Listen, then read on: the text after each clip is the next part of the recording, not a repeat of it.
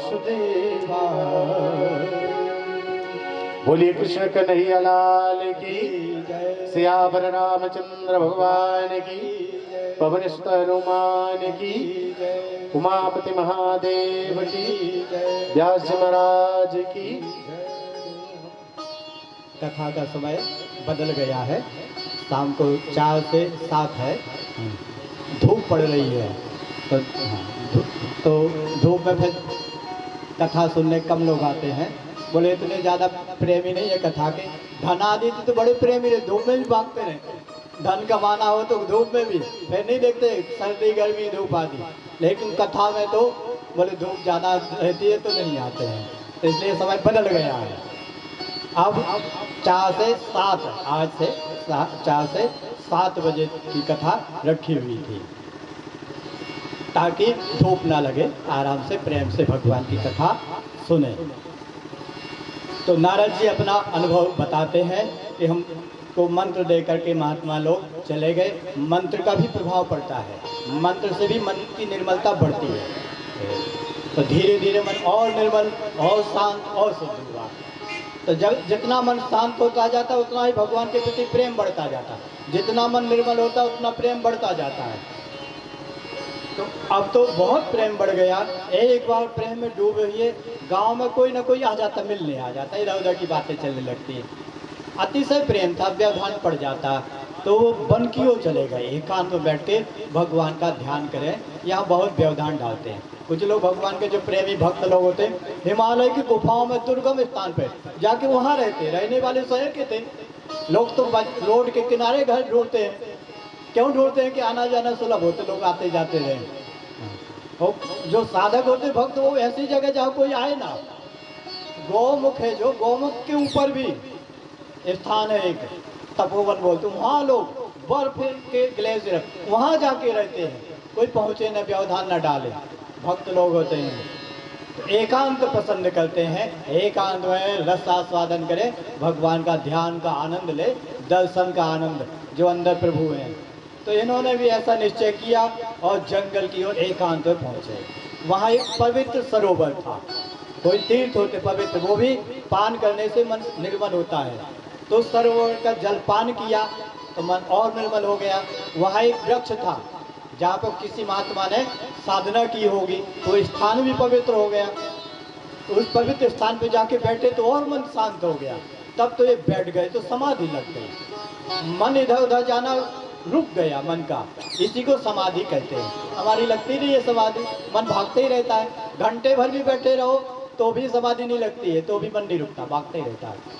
तो समाधि लग गई और भगवान का दर्शन हुआ अंदर, लेकिन एक क्षण के लिए ही हुआ और भगवान फिर अदृश्य हो गए। साकार जैसे आंखों से देखते हैं वैसे ही भगवान अंदर दिखाई दिए, लेकिन वो अदृश्य हो गए। तब तो नारद जी एकदम व्याकुल हो गए।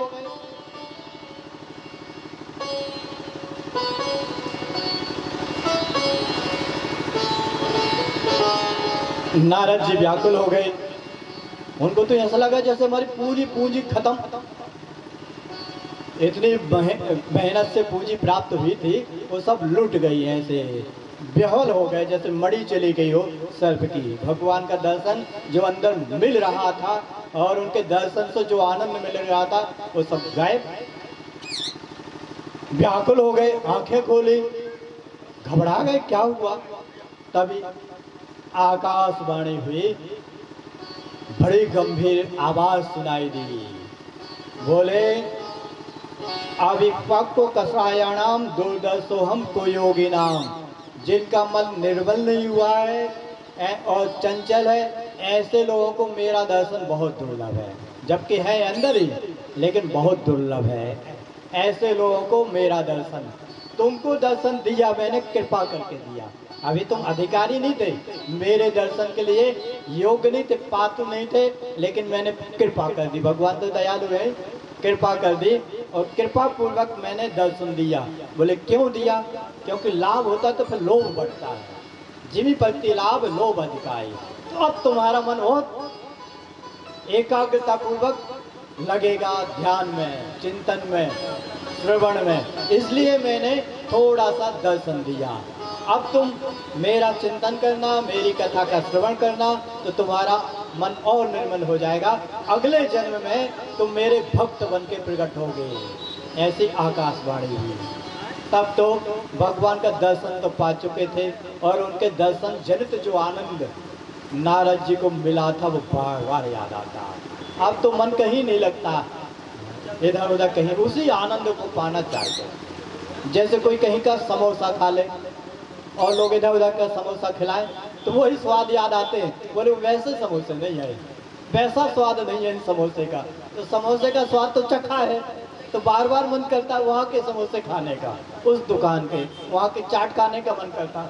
ये स्वाद तो खूब लिया है, इसको विषयी स्वाद कहते हैं। जो अंदर प्रभु है उनके दर्शन का आनंद अभी तक मिला ही नहीं, इसलिए बार बार याद नहीं आता। नारद जी को याद आता, वो आनंद तो कहीं नहीं क्या, भगवान के दर्शन जनक आनंद। तब तो उसी का दर्शन करने के लिए बार बार प्रयास करते, मन को सब जगह समेट करके। तभी प्रलय काल आ गया, कल्प क्षय का समय आ गया। ब्रह्मा जी का एक दिन एक कल्प कहलाता है। तो जब कल्पांत होता है तो सब सृष्टि ब्रह्मा जी अपने में विलीन कर ले, समा लेते, निगल लेते। जैसे स्वप्न नष्ट होता है तो पूरा स्वप्न हमारे अंदर गायब हो जाता, लीन हो जाता, अपने ही अंदर लीन हो जाता, हम निगल जाते। उतनी बड़ी ट्रेन दिख रही थी स्वप्न में, कहाँ गई? बोले निगल गई। सब इतना बड़ा पहाड़ दिख रहा है स्वप्न में, कहाँ गया? सब अंदर लीन। वैसे ही ब्रह्मा जी पूरी सृष्टि को लीन करके सो जाते हैं। तो ये भी इनका शरीर भी छूट गया था, ये भी लीन। एक कल्प भी, एक रात्रि भी ब्रह्मा जी की एक कल्प की होती है, 1000 चतुर्युग के बराबर होती है। तो सो गए। जब पुनः सृष्टि प्रारंभ हुई, कल्प के प्रारंभ में, तो ब्रह्मा जी को सबसे पहले ब्रह्मा जी ने सबसे पहले अपने मन से ही सनत कुमारों को, सप्त ऋषियों को और नारद जी की रचना की। नारद जी उनके मानस पुत्र बनकर के प्रकट हुए।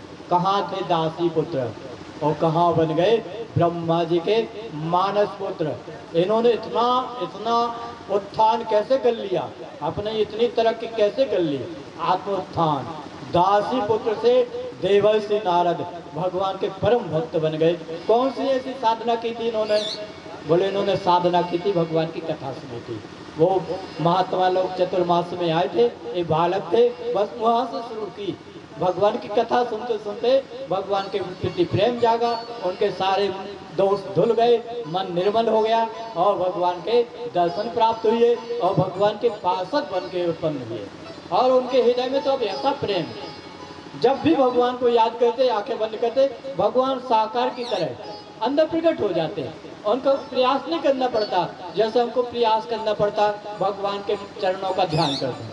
अब ध्यान करते करते गाय याद आ जाती है, वो चरण तो नहीं दिखते, गाय दिखने लगती है अंदर। फिर कोई मित्र याद आ जाता है, वो चरण गाय मित्र दिखने लगते। फिर कोई शत्रु याद आ जाता है अंदर, तो शत्रु दिखने लगता अंदर। पता नहीं क्या क्या दिखते रहता, टिकते ही नहीं मन। लेकिन नारद जी के साथ ऐसा नहीं, वो भगवान को याद करते, तुरंत भगवान अंदर प्रकट हो जाते।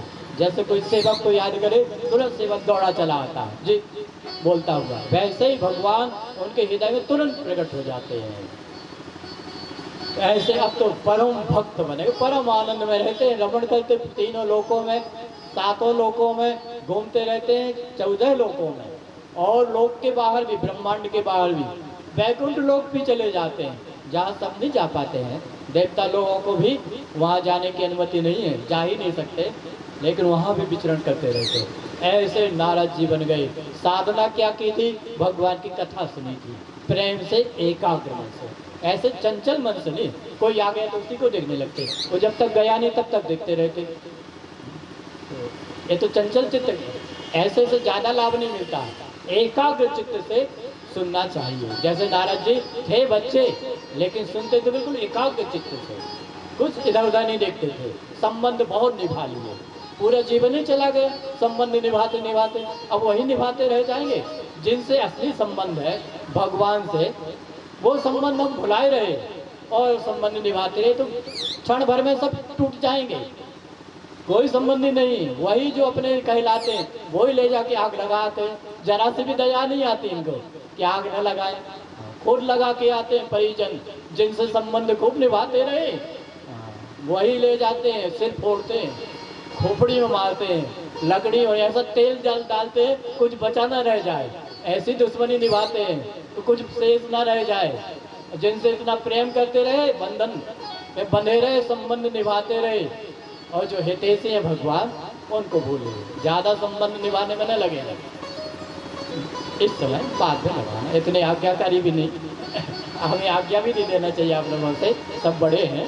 हाँ, क्षमा करना यदि भाषा में थोड़ा भाषा में कोई त्रुटि हो जाए तो, लेकिन हमारा कार्य सावधानतया सुनो। अभी हम वक्ता हैं तो सावधान करते रहना हमारा कार्य है। जैसे सूत जी ने कहा सावधानतया सुनो, सावधान होकर के सुनो। ये बहुत ही महत्वपूर्ण सिद्धांत भी है, ये कोई सामान्य चीज़ें नहीं है। जैसे गणित आदि पढ़ते हैं तो बड़े सावधान होकर पढ़ते हैं लोग, समझना पड़ता है।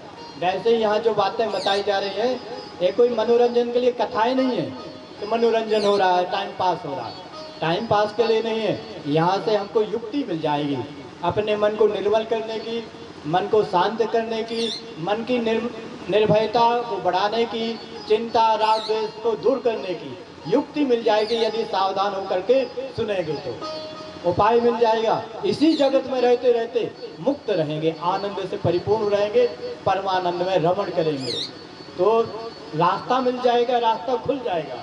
लेकिन सावधान होकर के सुनेंगे तब। तो सावधानतया सुनो। नारद जी अपना अनुभव सुनाते हैं। किसको सुनाते हैं? सावधान होकर के सुना होगा तो पता होगा किसको सुना रहे हैं। व्यास जी को सुना रहे। व्यास जी ने पूछा था कि क्या कमी रह गई कि लोगों के हृदय में ज्ञान का दीपक नहीं जल रहा है। तो नारद जी बता रहे थे कि आपने भगवान की कथा का मधुर मधुर कथाओं का निरूपण नहीं किया, जिसको सुनने से मन की निर्मलता बढ़ती है। जब निर्मल मन होता है तब वो भगवान की ओर भागता है, जगत की ओर नहीं भागता। अभी तो भागते ही रहता, हम रोक ही नहीं पाते। रोकने बैठते भी तो भी नहीं रुकता। रोक लो, बोले वो बात ही नहीं मानता, बोले हमारा बेटा हमारी बात नहीं मानता। तो तुम्हारा मन मानता तुम्हारी बात?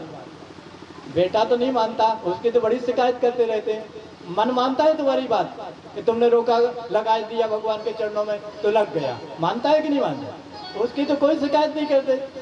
और जो सदैव साथ रहने वाला बेटा तो कभी साथ रहता, कभी दूर चला जाता।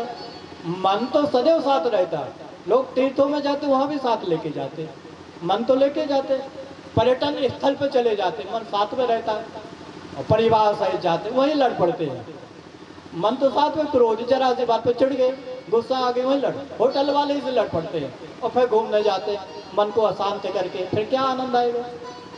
मन को पहले सुधारे, मन साथ साथ रहता है। मन आज्ञाकारी बने, मन को आज्ञाकारी बनाओ। दूसरों को आज्ञाकारी बनाने की अपेक्षा मन को आज्ञाकारी बनाए। तो वो तब बनेगा जब निर्मल होगा। निर्मल कैसे होगा? जब उसको भगवान की कथा में लगाएंगे, प्रेम से लगाएंगे, एकाग्र मन से लगाएंगे, श्रद्धा पूर्वक लगाएंगे, सब जगह से मन को हटा के लगाएंगे, सबसे आशा छोड़कर लगाएंगे, तब मन लगेगा, तब भक्ति जागृत होगी, तब फिर ज्ञान वैराग्य बढ़ेगा। तो भगवान की कथाओं का निरूपण करो, ऐसा उनको कह के चले गए नारद जी। तब तो व्यास जी ने एकांत में बैठ करके सरस्वती नदी का जल से आचमन किया, फिर याद किया तो सारी भगवान की मधुर मधुर लीलाएं उनके चित्त में प्रकट हो गई। फिर उन्होंने भागवत महापुराण की रचना की। लेकिन इसका सही रस तो वही ले सकता जिसका मन स्थिर है, शांत है, शुद्ध, वही रसास्वादन ले सकता है। इसकी मिठास का पूर्णता से अनुभव कर सकता है। थोड़ा थोड़ा तो सबको मिलता है रस, लेकिन इसका भी पूर्णता होगा। पूर्ण रस किसको मिलेगा? बोले जिसका मन निर्मल हो। बोले ऐसा कोई श्रोता, पहला विद्यार्थी मिले, शिष्य मिले, कौन ऐसा है? तब उनको अपने पुत्र की याद आई। हमारा पुत्र जो सुखदेव है वो बहुत ही निर्मल चित्त वाला है, उसके मन में कोई कामना नहीं, ना कहीं मन भागता, उनका राग द्वेष नहीं है, ना कहीं उसको आशा है किसी से। जहाँ आशा होती उधर ही को मन भागता है। तो उनके पास उनको संदेश भिजवाया तो वो आए, सुखदेव जी आए। सुखदेव जी को व्यास जी ने एक श्लोक सुनाया, इतना मधुर था। भगवान की लीला से युक्त था तो मिठास आ जाती। जैसे शब्द में प्रेम भरा हो तो मिठास आ जाती है, और क्रोध अहंकार भरा हो तो कड़वाहट आ जाती, कठोर कड़वा लगता है, सुनने में अच्छा नहीं लगता। तो भगवान की कथा से परिपूर्ण रस में एक श्लोक सुनाया, तब तो सुखदेव जी आनंद से भर गए। फिर तो उन्होंने बड़े श्रद्धा से एकाग्र मन से पूरी भागवत का श्रवण किया, अध्ययन किया। 18,000 श्लोक सीखे अपने पिता से, भागवत जी का श्रवण किया, और वही कथा परीक्षित जी को सुनाई। परीक्षित जी ने क्यों सुनी तो वो प्रसंग बताते हैं कि परीक्षित जी को, यहाँ बहुत सारा प्रसंग है, हम थोड़ा संक्षिप्त करेंगे। आप बोलना मत, बोलोगे तो हम समय बढ़ा देंगे, तो सुनना, धैर्य हो तो हम पूरा सुना सकते हैं। तो प्रसंग संक्षेप में सुनाएंगे कि परीक्षित जी ने क्यों सुनी। यहाँ बहुत सबके उद्धार का, बहुत सारे भक्त लोग थे भगवान के त्रेता द्वापर युग में, सब अंतिम समय में भगवान को याद करते हुए शरीर त्यागते हैं। सदगति का वर्णन है, भीष्म पितामह की सदगति का वर्णन है, कुंती माता की सदगति का वर्णन है, सबने सुना भी होगा। सब सदगति को प्राप्त होते हैं, पांडव लोग भी सदगति को प्राप्त होते हैं। ये सब यहाँ पर वर्णन दिया हुआ है। जब पांडवों को राज्य की प्राप्ति हो गई थी, एक दिन की बात है, युधिष्ठिर राजा बन गए थे। युधिष्ठिर के मन में बड़ा शोक हुआ कि देखो हम कितने लालची रहे, राज्य के लिए शरीर तो नष्ट हो ही जाना, कितने दिन राज्य भोग करेंगे, शरीर तो नष्ट हो ही जाना, इसको कीड़े आदि खाएंगे, सियार आदि खाएंगे या भस्म हो जाएगी, कितने दिन रहना है, राजपाट सब छूटना ही है। लेकिन राजपाट के लिए इतने लोगों को मरवा डाला, कितने लोगों की कितने माताओं के पुत्र मारे गए, कितने पत्नियों के पति मारे गए, कितने पुत्रों के पिता मारे गए, युद्ध में अनाथ हो गए। उस सब के हेतु हमें लोभ के कारण इतना अनर्थ कर डाला, और इतना पाप जो मैंने किया, इतने लोगों को दुख दिया, दुख देने के कारण बने, उस सब का जब हम फल भोगेंगे तो करोड़ों वर्षों में भी निस्तार नहीं होगा। घबरा गए, बोले उस पाप का शोधन के लिए कोई प्रायश्चित भी नहीं दिख रहा, बहुत दुखी हो गए। व्यास जी ने आके समझाया युधिष्ठिर को कि आप अपने आप को कारण ना मानो, ये तो सब मरते हैं, काल ही सबकी मृत्यु तय करता है, किसको कैसे मरना सब काल तय करता है। तो उनका इसी प्रकार से मरण था रणभूमि में, तो ये संयोग बना, आप अपने आप को कारण मान के दुखी मत हो, ये ईश्वर का विधान था। लेकिन उनको शांति नहीं मिली, तो भगवान ने समझाया तो भी शांति नहीं मिली। तो फिर उनको भीष्म पितामह के पास ले जाते हैं, बोले उनसे संदेह का निवारण करो। तब तक भीष्म पितामह सैया पर लेटे हुए थे। उनके मन में इच्छा थी कि अंतिम समय में यदि भगवान का दर्शन मिल जाए तो इससे बढ़कर मनुष्य जीवन का कोई लाभ नहीं। कहते हैं अंतिम नारायण स्मृति, अंतिम समय में यदि मनुष्य को नारायण की स्मृति आ जाए तो मनुष्य जीवन धारण करना सार्थक हो जाए। और अभी तो भगवान ने अवतार लिया है, हमें तो ऐसा सौभाग्य मिल सकता है। भगवान तो भक्त वत्सल कहलाते हैं, भक्त के मन में कोई इच्छा हो तो भगवान उसको पूरा करते हैं, बड़े वात्सल्य भाव वाले हैं। तो उनके मन में इच्छा जागी कि भगवान हमको दर्शन दे दे। अंतिम समय उत्तरायण आने वाला है, थोड़ा सा ही समय बाकी है और हम शरीर त्यागने वाले हैं, और यदि भगवान का दर्शन मिल जाए, उनका दर्शन करते हुए हम शरीर त्याग दें, तो इससे बढ़कर क्या हमारे लिए लाभ की बात हो सकती है, सौभाग्य की बात हो सकती है। ये भीष्म पितामह के मन में संकल्प उठा, इसलिए युधिष्ठिर महाराज के मन में मोह जागा। भगवान तो कुछ कृपा करने के लिए बहाना ढूंढते हैं, तो बहाना ढूंढ के सबको लेकर के भीष्म पितामह के पास आते हैं। भीष्म पितामह ने देखा भगवान आ गए, हमने इच्छा की भगवान आ गए, इसलिए बोलते भक्त वत्सल। जैसे माता को बच्चा बुलाता है, छोटा सा बच्चा कैसे बुलाता है, रो के बुलाता है, एक बार रोए माँ तुरंत चली जाती है, इसको बोलते वात्सल्य। जैसे माता के हृदय में वात्सल्य होता है, वैसे ही भगवान के हृदय में वात्सल्य होता है। लेकिन किन के प्रति? जो भगवान से प्रेम रखते हैं तो तुरंत चले आते हैं। तो भीष्म पितामह ने याद किया, ऐसा प्रेम हो तो अंतिम समय में भगवान भी आ जाते, भगवान का नाम भी याद आ जाता है। भगवान रक्षा करते भक्तों की, तो भगवान आ गए, उनका बड़ा पूजन किया, सुंदर तरीके से उनकी स्तुति की। बड़ी सुंदर स्तुति है, पढ़िएगा, भावपूर्ण स्तुति है। भीष्म पितामह याद करते कि देखो इनको बोलते भक्त वत्सल भगवान, इनको हमने बाणों से छत विच्छत किए युद्ध भूमि में। मैं बाण चलाता जानबूझ करके कि भगवान को क्रोध आए, और उन्होंने प्रतिज्ञा की कि हम अस्त्र नहीं उठाएंगे, और गुस्सा में क्रोध में आके अस्त्र उठा ले, और हमने प्रतिज्ञा की थी कि उठवा लेंगे तो हमारी प्रतिज्ञा पूरी हो जाए।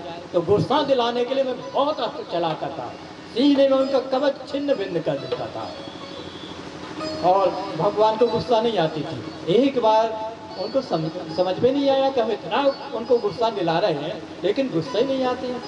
तब याद आए कि भगवान का अपराध करे कोई तो भगवान को क्रोध नहीं आता। जो अपराध भगत कर करई, राम रोष पावक सो जरई। भगवान का ये स्वभाव है, कोई उनके भक्त का अपराध कर दे फिर भगवान को गुस्सा आती है।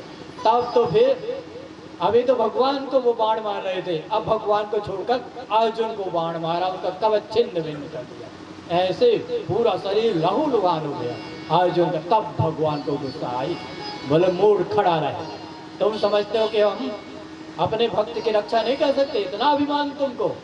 जैसे बाली को अभिमान था कि भगवान भले रक्षक हैं अर्जुन के, मैं मार दूंगा, तो भगवान का मूड तो ही अतिशय अभिमाना, तुझको इतना अभिमान है? मम भुजबल आश्रित ही जानी, मारा चहसी अधम अभिमानी। तुम जानते थे कि उसने मेरा आश्रय लिया, फिर भी मारना चाहते हो, तुमको इतना अभिमान। और महाभारत में लिखा चक्र सुदर्शन ही ले लिया, वो बहाना नहीं ढूंढा कि पहिया चाहिए, सीधा चक्र सुदर्शन, वो प्रतिज्ञा तोड़ दी। प्रतिज्ञा रखने के लिए भगवान थोड़ी आते हैं, भक्तों के लिए भगवान आते हैं। भगवान ने प्रतिज्ञा की, चक्र सुदर्शन लेकर दौड़े, रथ से कूद पड़े, पृथ्वी कांपने लगी, अर्जुन भी कूद पड़े, रोका भगवान को, रुक जा प्रभु, हम युद्ध करेंगे, आप अपनी प्रतिज्ञा मत तोड़ो, हम मार सकते हैं भीष्म पितामह को, अभी तो हम उनके प्रति आदर का भाव रख रहे थे, अब लेकिन युद्ध में आपकी इच्छा को पूरा करते हुए हम स्वयं वध करेंगे, आप वचन मत तोड़ो। लेकिन भगवान 12 कदम तक आगे बढ़ते रहे, और वो लोके नहीं, इतने क्रोध में थे। भगवान के चरणों में अर्जुन लिपट गए, पकड़ लिया, तो अर्जुन को पकड़े अर्जुन 3 कदम तक भगवान आगे बढ़ गए, वो पदों पर चरणों में लिपटे हुए थे, उनको खींचते हुए ऐसे क्रोध में थे। भीष्म पितामह तो अस्त्र रख दिए, बोले भगवान हम यही चाहते थे कि आप हमारा उद्धार करें, कि किसको मिल सकती है, आप हमारा उद्धार कर दो, हमको जीवन नहीं चाहिए, आपके हाथों से मुक्ति से बढ़कर कोई जीवन नहीं है, मरना तो है। लेकिन भगवान फिर रुक गए, फिर अर्जुन ने उनको सरसैया पे लिटाया था, तो वो सब प्रसंग याद आ गए कि देखो भगवान, इनको हमने कितना कष्ट दिया, वो हम पर अनुग्रह करने के लिए चले आए, हमारी इच्छाओं को पूरा करने के लिए। बड़े आनंदित होते हैं, फिर हृदय से उनसे प्रार्थना करते हैं कि देखो जैसा मन आपने हमको दिया था, बच्चों का मन बोलते बड़ा निर्मल होता है, तो जैसा मन आपने निर्मल दिया था वैसा ही मन हमारा ज्यों के त्यों है, निर्मल ज्यों के त्यों। अब हमने अपनी बुद्धि को संभाल करके रखा, इसमें कोई दाग नहीं लगने दिया, कोई कामना उसमें नहीं उत्पन्न हुई, कोई राग द्वेष ममता आदि नहीं, निर्मल मन में आपको समर्पित करता हूँ प्रभु। इस यही हमारे पास उपहार है आपको देने के लिए, और भगवान को यही सबसे बड़ा प्रिय उपहार लगता है, निर्मल मन। भगवान बड़े प्रसन्न होते हैं। भीष्म पितामह सदगति को प्राप्त हो तो उनको कोई कष्ट नहीं हुआ मरण काल में, नहीं तो बहुत कष्ट होता है, जन्मत मरत दुसह दुख होई, बहुत असहनीय पीड़ा होती है, लेकिन भक्तों को कोई कष्ट नहीं होता। जैसे वस्त्र उतार के रख देते कोई कष्ट नहीं होता, वैसे शरीर छूट जाता है, कोई कष्ट नहीं होता है, वैसे छोड़ा। फिर भगवान के स्वधाम गमन की संदेश मिलता है, भगवान लीला समेट कर लेते हैं, तो युधिष्ठिर भी विरक्त हो जाते हैं, वो भी फिर वन को चले जाते हैं। लेकिन उसके पहले एक दिन की बात है, अश्वत्थामा ने पांडवों के वंश का नाश करने के लिए ब्रह्मास्त्र चलाया था, तो भगवान ने पांडवों के वंश में जो परीक्षित जी थे उनकी रक्षा की, अपने चक्र सुदर्शन से उत्तरा के गर्भ में प्रवेश करके उनकी रक्षा करते हैं। वही परीक्षित पांडवों के वंश की वृद्धि करते हैं। बाद में उन परीक्षित को राज्य दे करके पांडव लोग वन को चले जाते हैं और निष्प्रह सब जगह से ममता छोड़ देते हैं, शरीर से भी ममता छोड़ देते, शरीर भी छूट जाता है, वो सब मुक्त हो जाते हैं। धृतराष्ट्र की मुक्ति का भी वर्णन है। वो पांडवों के पास ही रहते थे। विदुर जी ने उनको उपदेश दिया कि जर्जर शरीर से अब कौन सा कार्य सिद्ध होगा, एक कष्ट का ही कारण होता है, कोई सुख नहीं मिलता है इस जर्जर शरीर से। और कभी सिर में दर्द, कभी पैर में दर्द, कभी घुटनों में दर्द, और कोई ना कोई कष्ट बनी रहता, बीमारी बनी रहती है। बोले इससे अब मोह छोड़ो इस देह से, भगवान तो परम उदार है, नहीं दे देते हैं, सत्कर्म करो, भगवान को याद करो, सुंदर शरीर देंगे। जैसे नारद जी को दिया, देवर्षि बन गए, देव शरीर दे दिया। तो इसी में ना जकड़े रहो, इसी को पकड़े रहो, इसी को मैं माने रहो, ये तो मोह है, छूटना तो है ही। ऐसा उपदेश दिया तो वो भी विरक्त होकर रात में चले गए, सबको बिना बताए, और मुक्त हो जाते हैं। परीक्षित जी को राज्य दे करके पांडव लोग जाते हैं। परीक्षित जी बड़े भक्त थे, भगवान की कथा सुनते रहते थे। एक दिन शिकार पर गए हुए थे, वहीं पर उनको प्यास लगी और भूख भी लगी, भटक गए थे। तो एक मुनि बैठे हुए थे अपने आश्रम में, वो समाधि में थे, सारे इंद्रियों को, मन को उन्होंने समेट लिया था और समाधि में थे। परीक्षित जी ने उनके पास में जा कर के याचना की कि हमको प्यास लगी, कुछ पानी दे दे हो तो, या स्रोत बता दे कहाँ पानी मिलेगा, और कुछ खाने को उसको दे दे, या कहीं फल का पेड़ हो वो बता दे। लेकिन उन मुनि ने कोई उत्तर नहीं दिया। तो राजा को बड़ी गुस्सा आई। धन का एक प्रभाव होता है, अहंकार तो रहता ही है, पर तो राजा थे, इनसे सहन नहीं हुआ इतनी सी बात कि हमने कुछ बोला, उन्होंने कोई उत्तर नहीं दिया। इसी बात से लोग नाराज हो जाते हैं कि हमने राम राम बोला, उन्होंने राम राम नहीं कहा। नहीं कहा तो नहीं कहा, तुमने तो कह लिया, कम से कम तुम्हें तो पुण्य मिलेगा राम राम कहने का। लेकिन क्रोध आ जाता, बुरा लग जाता है, तो उन्होंने कोई उत्तर नहीं दिया। राजा को भी क्रोध आया, तो वहाँ एक मरा हुआ सर्प पड़ा था, वही उन राजा ने मुनि के सिर में, गले में लपेट दिया और चले आए। मुनि को तो पता ही नहीं था, वो ध्यान में मगन थे, सारी इंद्रियां समाहित थी भगवान में, तल्लीन थी, आनंद में परिपूर्ण। बताया कि तुम्हारे पिता के गले में महाराज परीक्षित ने सर्प डाल दिया है। तब तो उनको बहुत क्रोध आया। बोले राजाओं का कार्य सज्जनों की रक्षा करना, कोई साधना कर रहा हो तो उनको साधन उपलब्ध कराना, कोई व्यवधान ना पड़े ऐसे उपाय कर देना। लेकिन ये राजा ही दुष्ट राजा है। हमारे पिताजी ध्यान में मगन थे, साधना में तल्लीन थे, उनकी साधना में व्यवधान डाला और श्राप दे दिया कि जो सर्प डाला है, कुलांगार, कुल को भस्म करने वाले, कुल को नष्ट करने वाले परीक्षित में श्राप देता हूँ, 7वें दिन तुमको तक्षक नाग डस लेगा। और ऐसा श्राप दे करके पिता के पास में आके रोने लगे। पिता के जब ध्यान टूटा तब उन्होंने पूछा क्यों रो रहे हैं, तब श्रृंगी मुनि ने पूरा प्रसंग बताया। बोले उस दुष्ट को हमने दंड दे दिया, श्राप दे दिए। तब तो छोटा सा अपराध हुआ, भूखे प्यासे थे, इसलिए उनकी बुद्धि काम नहीं की, बाकी तो सजग रहते थे सदैव, कभी कोई गलती नहीं। एक बार उनसे प्रमाद हुआ, असावधानी के कारण ऐसी गलती हो गई और तुमने इतनी बड़ी सजा दे दी, और जानते हो इसका पूरा पाप तुमको लगेगा। राजा जब नहीं रहते तो प्रजा मन माना आचरण करने लगती है, जो प्रजा पाप करेगी क्योंकि उसका कारण तुम बने, राजा को मारने के कारण बन रहे हो, तो सब पाप लगेगा। तब तो तुम बहुत पश्चाताप करते, भगवान से भी प्रार्थना करते कि बालक था इसके अपराध को क्षमा करना। परीक्षित जी के पास में कि हमारे पुत्र ने ऐसा श्राप दे दिया है, 7वें दिन तक्षक नाग डसेगा, तो कुछ उपाय कर सकते हैं कि हमने कैसा नीचों जैसा कार्य किया, दुर्जनों जैसा कार्य कर डाला, ऐसा तो हमारे कुल में आज तक किसी ने नहीं किया है, ये बहुत बड़ा पाप हो गया। पाप का फल तुरंत मिल जाए तो पाप करने का जो स्वभाव है वो नहीं बन पाता है, इसलिए तुरंत फल मिलना चाहिए। यदि नहीं मिलता, लोग बोलते बच गए, एकांत पाप किया, हाँ तो बचे नहीं, फल तो मिलेगा, नरकों में मिलेगा। यहाँ तो बच गए और नरकों में 1000 लाख गुना मिलेगा। यहाँ मिल जाता तो बच जाते, जिसको हम सोचे बच गए तो बचे नहीं है, ये तो फंस गए। इन्होंने प्रार्थना की कि मुझे फल जल्दी मिल जाए, जिससे हमें नरकों में फल न भोगना पड़े। तभी तक उन्होंने प्रार्थना किया कि हमारा सारा राज्य खजाना नष्ट हो जाए, इस पाप के फल नाम स्वरूप यही फल मिल जाए। लेकिन तभी तक समाचार मिल गया तो तुमको श्राप मिल गया, तब तो वो प्रसन्न हो गए, चलो फल मिल गया, अब हमको नरकों में नहीं भोगना पड़ेगा। तब तो उन्होंने अपने पुत्र जन्मेजय को राज्य सौंपा और अनशन व्रत लेकर के अब कुछ खाएंगे पिएंगे नहीं, गंगा जी के तट के किनारे जाकर के बैठ जाए। मिल ही नहीं संता अब मोहि भा भरोस हो गया। अब मोहि भा भरोस हनुमंता। ये विभीषण कहते, विभीषण को परम भक्त भगवान के भक्तों में शिरोमणि हनुमान जी लंका में मिल जाते हैं। बोले जो रघुनाथ अनुग्रह कीना तो तुम मोहि दरस हठ दीना। बोले भगवान ने हम पर कृपा की इसलिए तुमने हठ पूर्वक दर्शन दिया।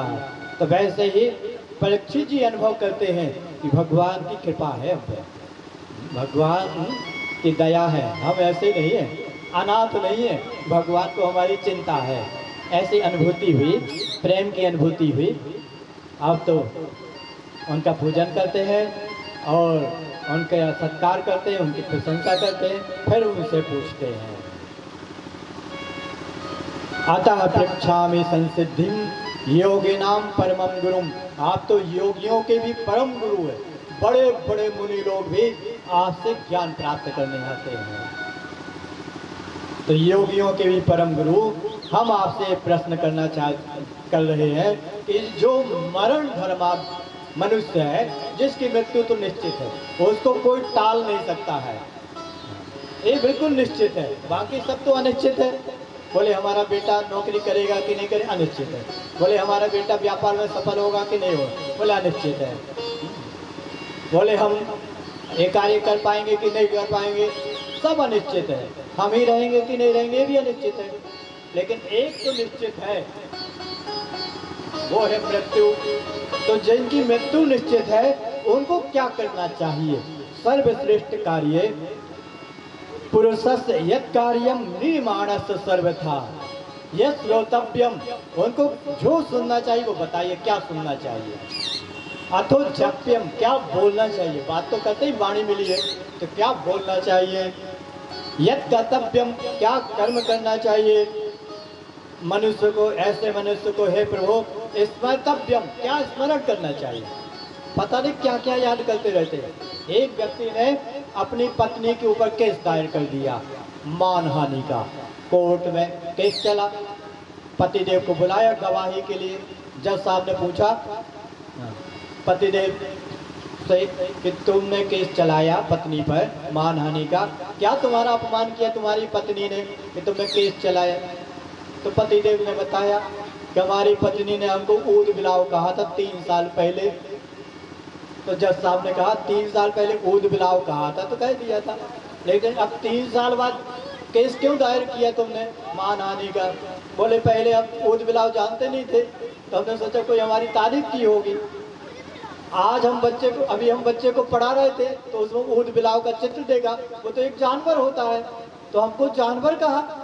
अब हमें 3 साल बाद याद आया कि हमको उस दिन जानवर कहा था, ऊद बिलाव कहा था, तो 3 साल बाद हमने केस चलाया। और 3 साल बाद याद किया तो क्या याद किया?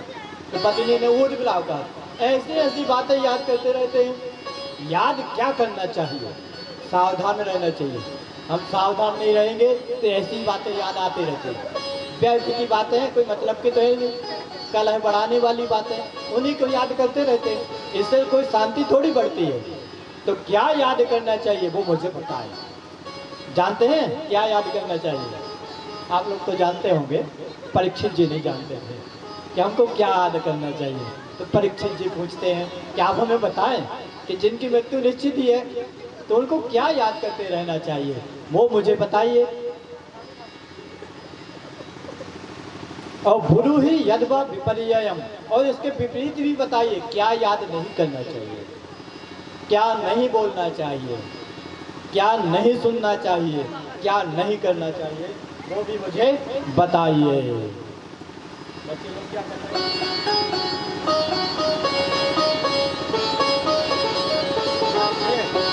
ऐसा प्रश्न किया। सुखदेव जी बड़े प्रसन्न होते हैं। बरिया ने साते प्रश्न के तो लोक हितम, नृप, हे राजन, तुमने बहुत बढ़िया प्रश्न किया। ये तो सबके लिए जानना चाहिए, सबके लिए सम्माननीय है। अच्छा, बोले सुख रूप सुखदेव को फल खिला रहे थे, जलपान करा रहे थे। कथा के बीच में ना कराए, पहले बात को करा, उस समय भी नहीं किया था। 7 दिन तक ना तो परीक्षित जी ने कुछ खाया ना पिया।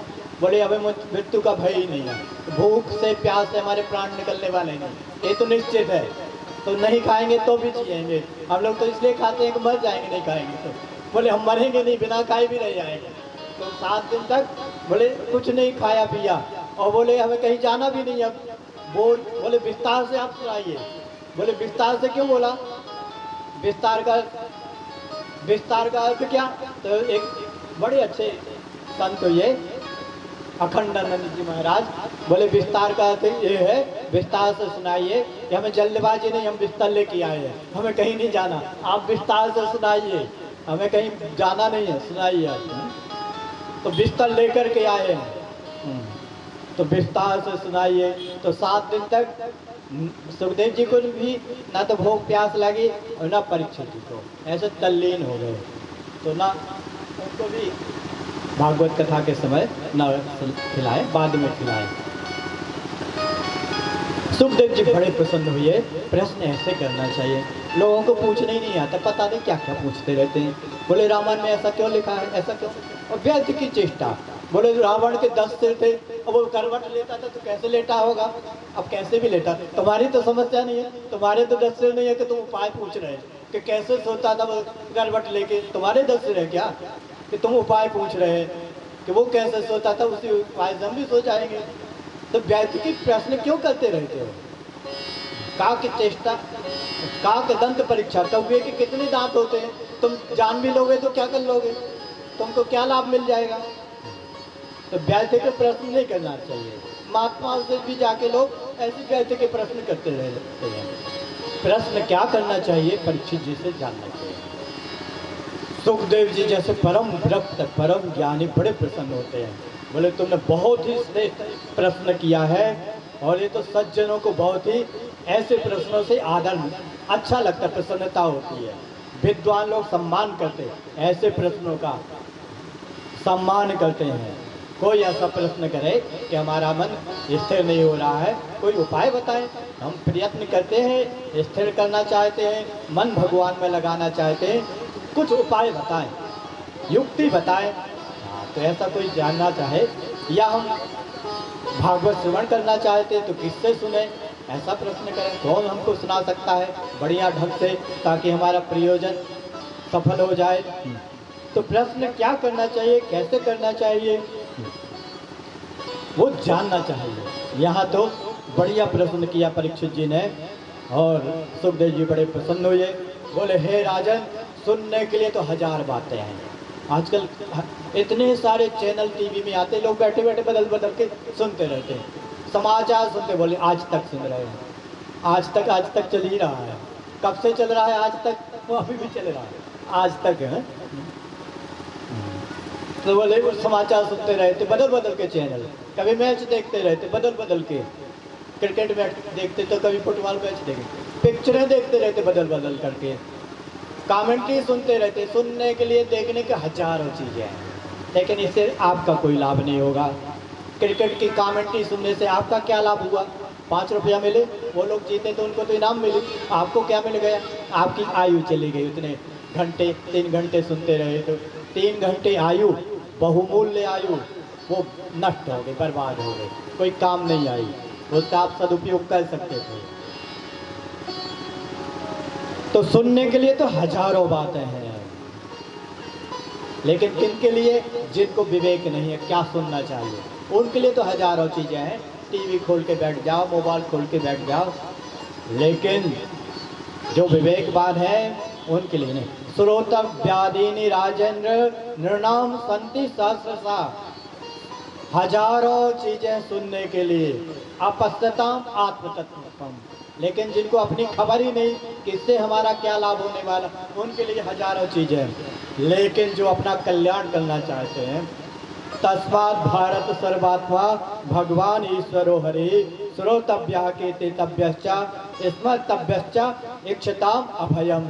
जो अभय पद को, निर्भय पद को, आनंदमय पद को पाना चाहते हैं उनको सभी प्रकार से भगवान के बारे में सुनना चाहिए, भगवान की कीर्ति का गायन करना चाहिए, भगवान को याद करना चाहिए, भगवान की सुंदर सुंदर लीलाओं को याद करना चाहिए, भगवान के सुंदर विग्रह को याद करना चाहिए, भगवान के स्वभाव को, अति कोमल स्वभाव, यद्यपि अखिल लोक कर राऊ, अति कोमल रघुनाथ स्वभाव। भगवान का स्वभाव बहुत कोमल है। देखा भीष्म पितामह ने अनुभव किया कितने कोमल स्वभाव के भगवान थे।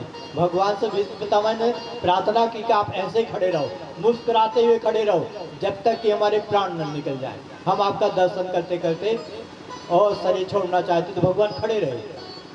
तो परीक्षित भगवान खड़े रहे। भीष्म पितामह ने बाहर देखा पहले, फिर भगवान से कहा आप अंदर आ जाओ, हम आंखें बंद करना चाहते हैं। तो उन्होंने आंखें बंद कर ली, भगवान अंदर आ गए। अब बोले हम सारी इंद्रियों को समर्पित करना चाहते हैं आपके चरणों में। तो जो इंद्रियां इधर उधर भागती रहती उन सब इंद्रियों को उन्होंने समेटा, भगवान के चरणों में विलीन कर दिया। मन भी उन्होंने समाहित कर दिया, प्राण को भी समाहित कर दिया। उनके यही प्राण विलीन हो गए भगवान के चरणों में। अब उनको नाना योनियों में भटकना नहीं पड़ा।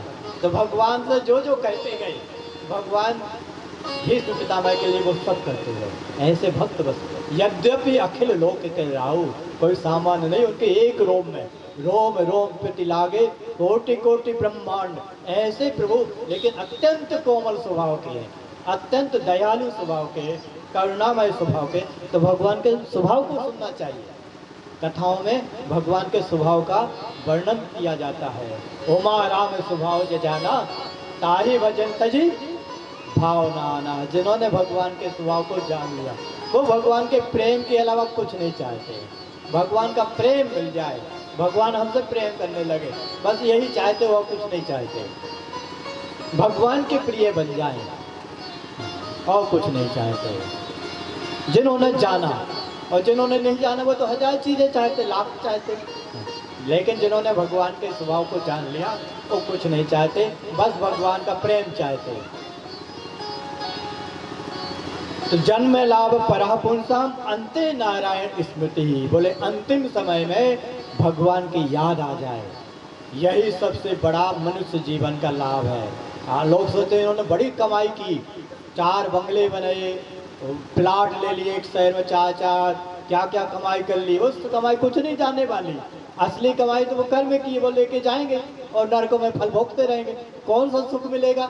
इतने प्लाटों का, मकानों का कुछ नहीं मिलने वाले, दुख भोगते रहेंगे। तो ये कमाई कोई कमाई नहीं है, ये तो मोह मात्र है जिसको हम कमाई मान रहे हैं। ये सब यहीं छूट जाएगी। जो कमाई मिलने वाली है, साथ जाने वाली है, वो भगवान का नाम, भगवान का प्रेम, भगवान की भक्ति। तो जन्म लाभ परापुंसाम अंते नारायण स्मृति ही। अंतिम समय में भगवान की याद आ जाए तो बोले इन्होंने बड़ी कमाई की, इन्होंने बहुत कमाई कर ली, लाभ ले लिया। मनुष्य जीवन का लाभ तो इन्होंने लिया है। जिनको अंतिम समय में भगवान की याद आ जाए, मनुष्य जीवन का लाभ तो भीष्म पितामह ने लिया। अंतिम समय में भगवान उनके पास आ गए। मनुष्य जन्म का लाभ तो मनुष्य क्या, पशु जन्म में होकर के भी जटायु को लाभ मिला, पशु योनि को। भगवान के गोद में उन्होंने शरीर त्यागा। बोले इनसे बढ़कर सौभाग्यशाली कौन होगा। तो जन्म लाभ परापुंसाम अंते नारायण स्मृति। इदं भागवतं नाम पुराणं ब्रह्म संहितं अधीतवान् द्वापरादौ पितुः द्वौपायन नाद अहम। मैं जो बात बता रहा हूँ यही भागवत महापुराण है। भगवान से प्रेम करना ही भागवत है, भगवान के प्रति प्रेम जागना ही भागवत है। परीक्षित जी यही भागवत है और यही बात व्यास जी ने मुझे बताई थी। तो सबसे बड़ा लाभ इस जीवन का यही है, हमारे पिताजी ने मुझे बताई थी। तो ये भागवत महापुराण यही है जिसको मैंने सार रूप में बता दिया भी। और यदि सुनने की इच्छा होगी तो विस्तार में बताएंगे। हमारे यहाँ 2 शैलियाँ हैं, एक सार रूप में बता देते हैं। समझ में आ गई हाँ, तो फिर विस्तार की जरूरत नहीं है। और सार रूप में बताया, यदि रुचि है तो आगे सुनेगा, और रुचि नहीं है तो रुचि का भी पता चल जाता है। रुचि नहीं है तो फिर आगे बताने की क्या जरूरत। ऐसे लोगों को नहीं सुनाना चाहिए जिसकी कोई रुचि ही ना हो। श्रमे भी केवलम, वक्ता का गला ही फटता है, बोलते बोलते गला फट जाता है, मतलब श्रोता को तो कोई लाभ ही नहीं मिला। तो ऐसे लोगों को भी नहीं सुनाना चाहिए। तो रुचि का पता चल जाता है, तो पहले सार रूप में बताते हैं। और यदि श्रोता प्रेमी है तो फिर कहता है कि थोड़ा और सुनाइए, तो फिर और सुन लो। तो इन्होंने सार रूप में बताया, तब तो बड़े प्रसन्न हुए, बोले थोड़ा और सुनाइए। कौन सा आपको भागवत महापुराण पढ़ाया था आपके पिताजी ने, ब्यास जी ने, वो मुझे पूरा सुनाइए, मेरी बड़ी इच्छा है। तो बोले सुन लो। हाँ, भगवान के जो परम भक्त होते हैं वो श्रोता भी तलाशते रहते हैं, एक भी मिल जाए लेकिन अच्छा मिल जाए, चंचल चित्त वाला एक ही हो, अच्छा हो। तो शिव जी ने बहुत दिनों तक रामचरितमानस की रचना की थी, लिखा, लेकिन उनको कोई श्रोता ही नहीं मिल रहा था। रचि महेश निज मानस राखा, रखे रहे तो कोई श्रोता मिल जाए तो हम सुनाएं। एक मन में इच्छा थी, लेकिन किसको सुनाए, कोई मिला नहीं। पाई सुसमय शिवासन भाषा। एक बार पार्वती जी ने ही पूछा शिव जी से, एकांत में बैठे थे, कहे राम जी के बारे में बताइए। तब फिर वो बताते हैं। तो रामचरितमानस का नामकरण रामचरितमानस क्यों रखा गया, और रचयिता कौन है? तुलसीदास जी कहते शिव जी है। शिव जी ने रचना की और शिव जी मन में रखे रहे, ये राम जी का चरित्र है इसलिए रामचरित्र हुआ, मन में रखे रहे तो रामचरित मानस हो गया। लेकिन वो रखे रहे, कोई श्रोता नहीं मिला। अच्छा श्रोता मिल जाए तो वक्ता को भी आनंद आता है। तो यहाँ परीक्षित जी जैसे श्रोता मिल गए, और यहाँ आप लोग जैसे श्रोता मिल गए, आप लोग भी उत्तम श्रोता है, आनंद आता है। श्रोता अच्छे हो तो वक्ता में भी भगवान कृपा कर देते हैं, भगवान का आशीर्वाद बन जाता है। तो बोल, अब जब उन्होंने संक्षेप में पूछा तो इच्छा जागी, आप बोले विस्तार से समझाइए। और आपने कहा कि किसी भी उपाय से मन को भगवान में लगाना चाहिए, और सबसे सरल उपाय है भगवान के गुणों का श्रवण करना, भगवान की कथाओं का श्रवण करना। तो बोले आपने उपाय भी बता दिया कि कैसे मन लगाना चाहिए, और आपने ये भी बता दिया कि हमने अपने पिताजी से भागवत महापुराण का श्रवण किया, जिसमें भगवान की स्वादु मीठी मीठी कथाएं हैं। तो बोले बस काम बन गया, आप सुनाइए और हम सुनेंगे 7 दिन तक, यही तो काम करना, और तो कुछ करना नहीं है 7 दिन तक। बोले आप सुनाइए मुझे वह मधुर कथाएं सुनाइए। तब तो सुखदेव जी बड़े प्रसन्न हुए, बोले रुचि का पता चल गया कि सुनने के इच्छुक हैं। तब तो फिर विस्तार से सुनाते हैं। लेकिन ये विस्तार से हम लोग, आप लोग सुनना चाहते हैं? आपने तो संकल्प ही लिया है और प्रेमी तो है, भाव से पता चलता है। प्रेम होता तो मन की एकाग्रता बनी रहती है, प्रेम नहीं होता तो मन टिकता नहीं है।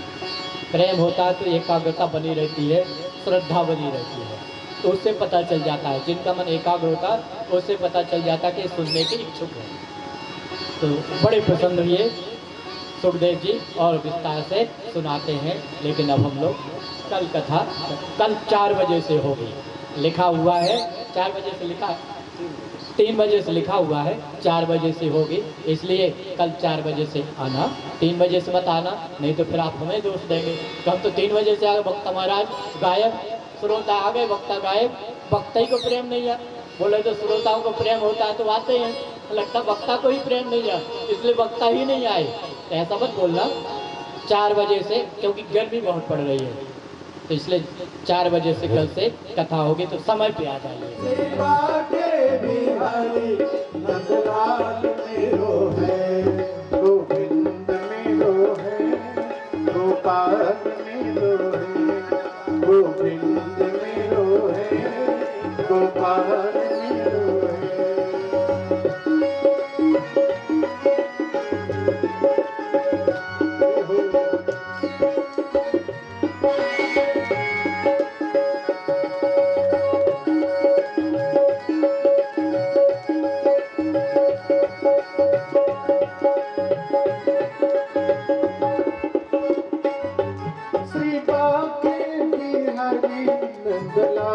मेरो है श्री बाके बिहारी नंदलाल मेरो है श्री बाके बिहारी नंदलाल मेरो है श्री बाके बिहारी नंदलाल मेरो है गोविंद मेरो है गोपाल मेरो है गोविंद मेरो है गोपाल मेरो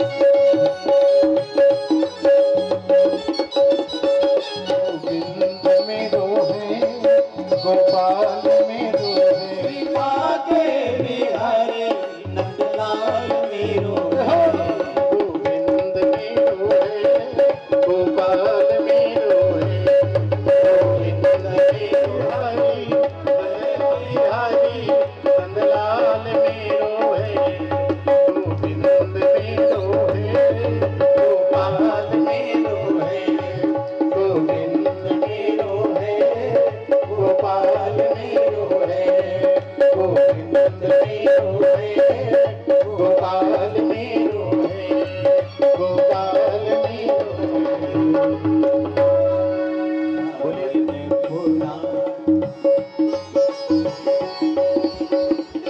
महापुराण भागवत निर्मल महाफल सुमन जलित निगम कल्पफल परमानंद सुधार सुमेघ लीला रति रस रस निधानी धर्म भक्ति ज्ञान ज्ञान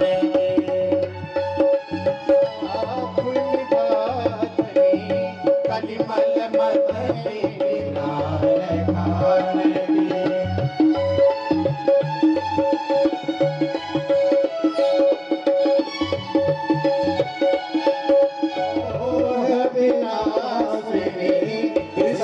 नारायण विमल विराग विवेक भगवत परम ज्योति परमात्म ज्ञान के आरती अति पावन पुराण की धर्म भक्ति के ज्ञान काल की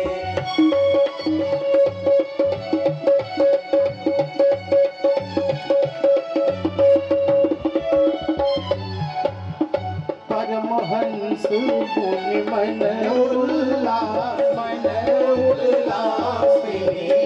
रस कह गए रस रास तीनों के अति प्रेम सुहासी कथा किंचन प्रिय सुजान की आरती अति पावन पुराण आरती अति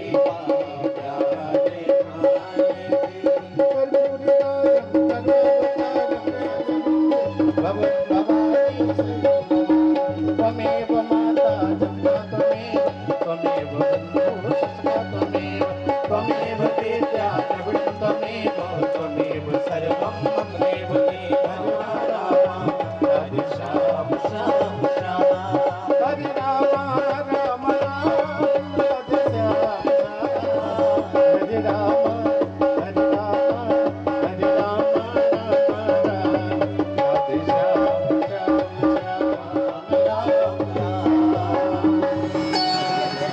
ओम नतत सूर्यो भाति न चन्द्रतारकं नयमावृतो भान्ति ततो यमगृही तमेव भान्तमनुभाति सर्वं तस्य भाषा सर्वमिदं विभाति बोले श्री भागवत महापुराण की जय वृंदावन बिहारी लाल की जय पवन सुत हनुमान की जय बोलो भाई सब संतन की जय पूर्णस्य पूर्णमादाय